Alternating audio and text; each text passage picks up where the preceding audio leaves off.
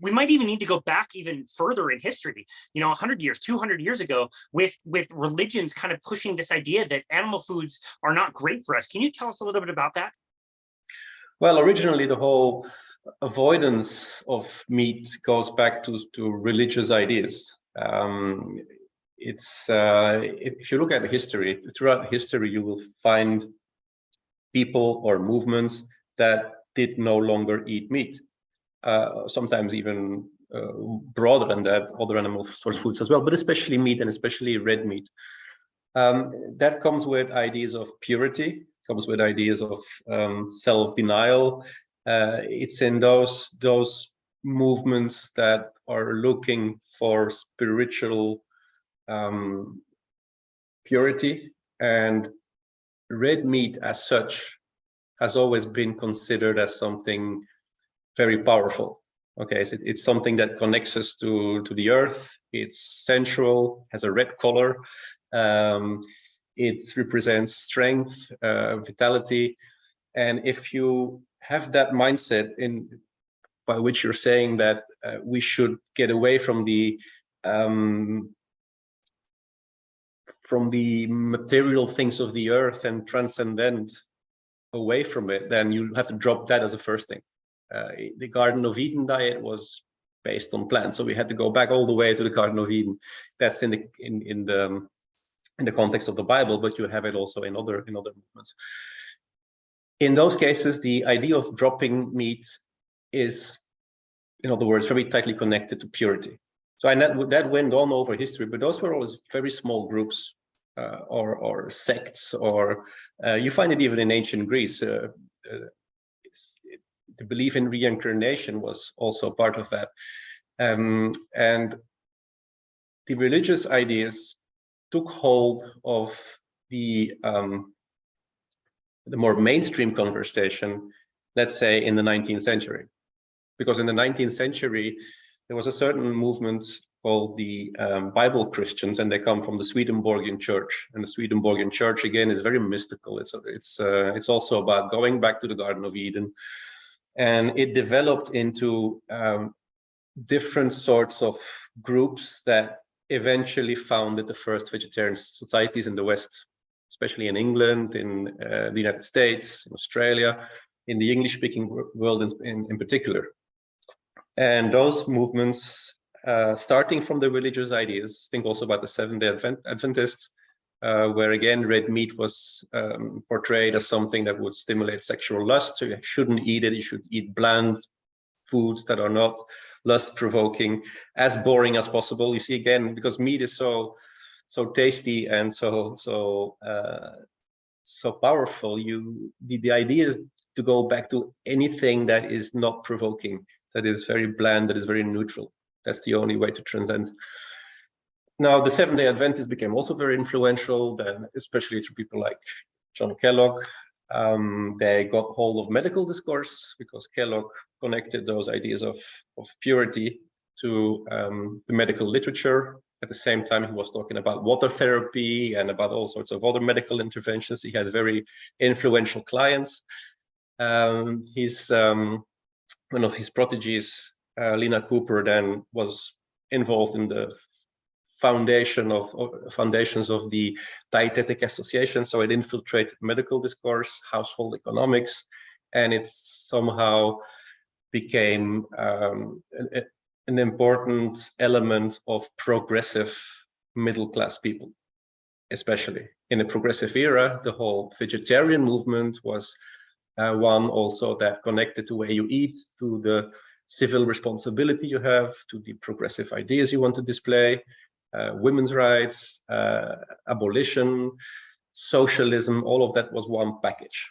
So at that point in time, vegetarianism became symbolic for something more complex. And that's something we still do very much. The way we eat, what we eat, is something we try to communicate to other people. We try to show other people what we are through the foods we're picking and eating.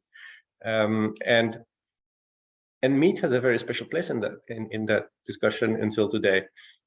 It keeps on evolving, and you have then the world wars, where meat is on the one hand a very valuable food again because it needs to fuel the the army, and it needs to feed the populations that are starving. So there are all kinds of practical interventions from the government to try to redirect the meat from the Americans towards Europe, using propaganda to do so. So as part of your civic responsibility, you should not eat meat because you should save it for the Europeans. And there were meatless days and posters, and people were spying on their neighbors so that they wouldn't be indulging in meat, and they would be following the guidelines. After the World Wars, you had the environmental crisis coming up, and the environmental story became part of the discussion.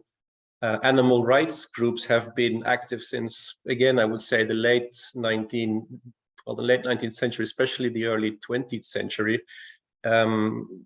Very often in a new age setting, using vegetarianism as, again, a way to transcend, but then to a kind of new age that would be an age where people would no longer eat animals. So it's a very complicated pattern. There's all sorts of reasons why people were avoiding meat in the past, and they were independent tracks in a way, but they somehow all merged into that complicated discourse on meat being bad and plants being good. Yeah.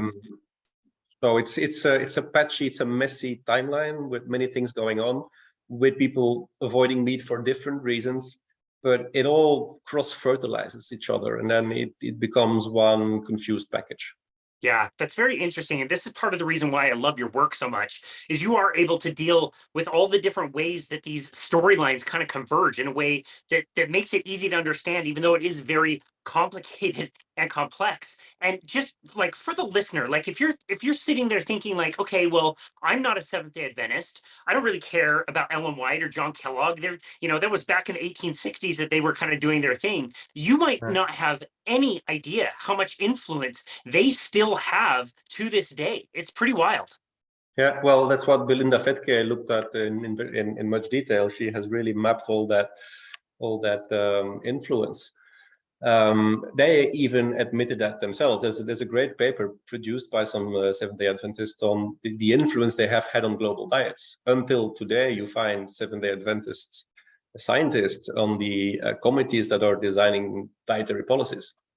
They came up with the Seventh-day Adventist studies that are also underpinning the nutritional epidemiological material that says that meat is bad and we should go vegetarian or vegan.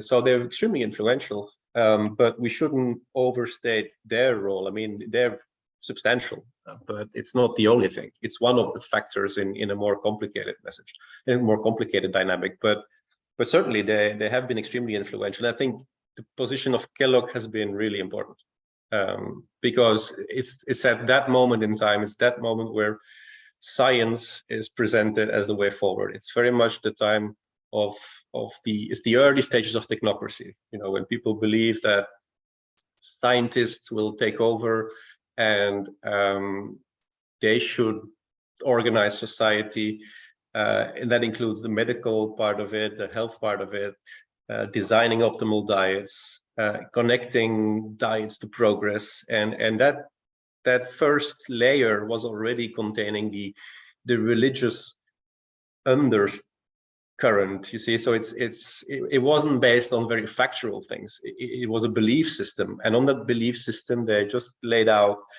this layer of science, if you wish, that would give it credibility. But it comes from an irrational starting point, and that's interesting. And it's especially interesting because from the moment this happened, from the moment these beliefs infiltrated medical discourse and infiltrated, those first papers on nutrition and public health, it created this healthy user bias, right? So it's interesting that when you look at nutritional epidemiology, whenever you see those associations between people that eat lots of meat and a higher risk of certain diseases, well, those studies are usually done in the English-speaking world, and especially in the United States, and especially in the middle classes of the United States. Now, if people have been told that meat is bad for them since a long time, because the first dietitians were saying so, it just spreads in the shared vision on what constitutes good and bad foods.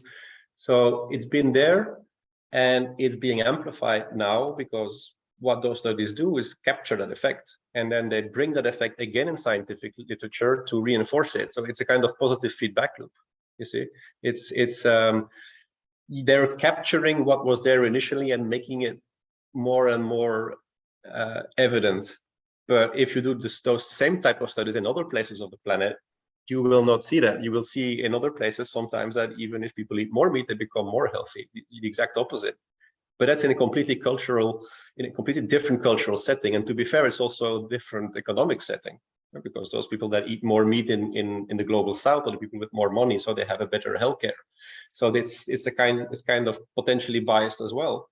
But it just shows you that the study you're doing is contingent on the place where you're doing it, the cultural background of that area, and the whole historical context. In a way, I often describe nutritional epidemiology more as an anthropological science than as an actual health science, because it actually captures the beliefs of the middle classes mostly regarding what is healthy food for them. Right? And then that's what you capture in those numbers. Those people in the West that eat less animal source foods, and especially red meat, those are the ones that live more healthy lives. Those are the ones that are usually more wealthy. They eat less ultra-processed foods. They go more to the doctor. They drink less. They smoke less. They are just more healthy people. And that's what they eat. And you capture that in the association. You do the exact same thing somewhere else, you get a different result.